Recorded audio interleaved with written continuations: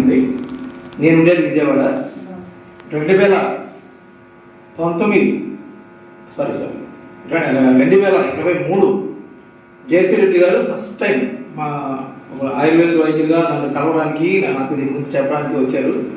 Already నేను పుట్టుకతో చర్మరోగిని, by default పుట్టుకతో, నేను అంటే డ్రై స్కిన్ ప్రాబ్లం అనమాట.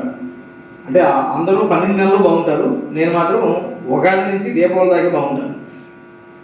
ఈ మిగతా కాలం అంతా అంటే ఈ నవంబర్ నుంచి ఈ ఫిబ్రవరి వరకు వచ్చే టైం అంతా కూడా నాకు ఏంటంటే విపరీతమైన డ్రై స్కిన్. ఈ స్కిన్ ఇలా పొట్టుగా ఎక్కడ నిలబడేవో కూర్చునో 10 నిమిషాలు పావు గంట ఉంది ఇలా అంటే అదంతా ఊరు పడిపోతుంది పొట్టు. అలాంటి ప్రాబ్లం ఉండేది నాకు. అది పుట్టుకతో వచ్చింది. దానికి నేను ఇప్పటిదాకా ఆయుర్వేదంలో కానీ, సిద్ధాలో కానీ, యునానీలో కానీ నేను చెయ్యని ప్రయత్నం అంటూ లేదు. అల్లోపతిలో కూడా రకరకాలు చేశారు కానీ ఏవి సక్సెస్ కాలేదు. బట్ ఫస్ట్ టైం నేను సార్ వారు మా ఇంటికి వచ్చినప్పుడు నన్ను చూశారు. మీరు దీన్ని వాడగానే మిత్రమా, ఇది మీకు బాగుంటుంది, మీకు బాగా పనిచేస్తుందని చెప్పారు. నా దగ్గర కదా గతంలో చాలా మంది వచ్చారు, చాలా చెప్పారు, చాలా ఇచ్చారు. బట్ నేను ఆయన ఇచ్చారు కానీ నేను నమ్మలేదండి. ఒక 10 రోజులు అలా పక్కన పడేసాను. ఆయన మళ్ళీ ఫోన్ చేసి మిత్రమా వాడారా, ఎలా ఉంది అని అడిగాడు. ఆయనకి సమాధానం చెప్పడానికి నా దగ్గర సమాధానం లేక ఆ రోజు మొదలుపెట్టాను. అప్పుడే మొదలుపెట్టి 21 రోజులు అయిన తర్వాత నన్ను నేను చెక్ చేసుకుంటే నాలో ఆ డ్రై స్కిన్ వాడినప్పటికీ వారు చెప్తున్న జూమ్ మీటింగ్ రమ్మని కూడా నాకు చెప్పేవారు.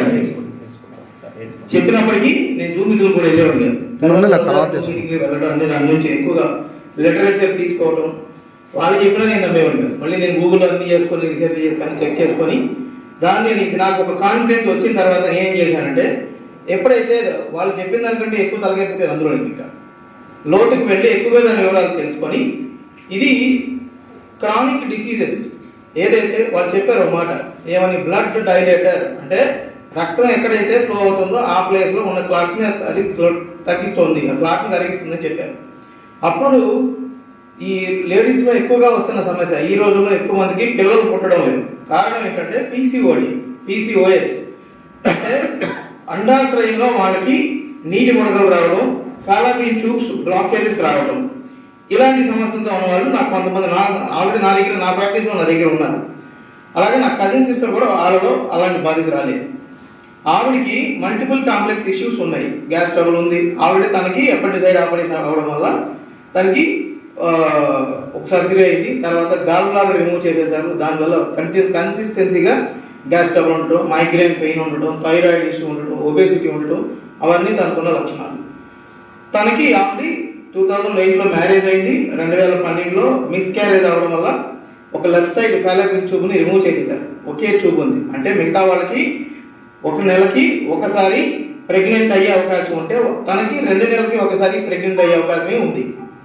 కానీ బట్ అన్ఫార్చునేట్లీ 2012 తర్వాత ఇంకా అమ్మాయికి అసలు ప్రెగ్నెన్సీ అనేది టచ్ కాలేదు. తను బాగా మానసికంగా వెక్స్ అయిపోయి ఎక్కడికి ఫంక్షన్కి అది వెళ్ళకపోవడం, అందరితో ఫ్రీగా ఉండలేకపోవడం, లోన్లీగా ఉండటం, తన బాధ అంతా చూసి నేను ఈ ప్రోడక్ట్ని రికమెండ్ చేశాను. తను కూడా నమ్మకం లేకుండా స్టార్ట్ చేసింది అలాగే డిక్టో. అయితే తను కూడా 2 డబ్బాలు అయిపోయిన తర్వాత దానికంటూ ఒక అంటే దానికి ఉన్న మేజర్ ఇష్యూస్ అన్ని క్లియర్ అయిపోయింది. తర్వాత నెక్స్ట్ వచ్చే పీరియాడిక్ సైకిల్. అమ్మాయికి ఎప్పుడు పీరియడ్స్ వచ్చేటప్పుడు స్పాస్మోటిక్ పెయిన్స్ అనేవి విపరీతంగా వస్తాయి. అదే తనైతే నాకు తెరలుగా వస్తుందని చెప్పారు. నాకైతే అది స్పాస్మోటిక్ పెయిన్ అని మా భాషలో అర్థమైంది. ఆ ప్రాబ్లం ఎప్పుడైతే అమ్మాయికి తగ్గిందో ఎస్ ఇట్ ఈస్ వర్కింగ్, ఈ అమ్మాయికి 100% వర్కౌట్ అవుతుందని చెప్పి అప్పటి నుంచి ఆ అమ్మాయికి ఆ ప్రాబ్లం తగ్గింది అని చెప్పినప్పటి నుంచి వాళ్ళ హస్బెండ్కి కూడా వాడిచ్చాను. అంటే ఇద్దరికి వాడితేనే ఈ ప్రతిఫలం అనేది ఉంటుంది. అది మనకు అందరికీ తెలిసిన సత్యం. ఇద్దరికి వాడిచ్చిన తర్వాత 4 నెలల 25 రోజుల్లో ఆ అమ్మాయి ప్రెగ్నెంట్ అయింది. అది లైవ్ టెస్టిమోనీ ఆల్రెడీ మన దగ్గర రికార్డ్స్లో ఉన్నాయి. నేను చాలా ఇచ్చాను సార్ ఇలాంటి చాలా క్రానిక్ డిసీజెస్. అలా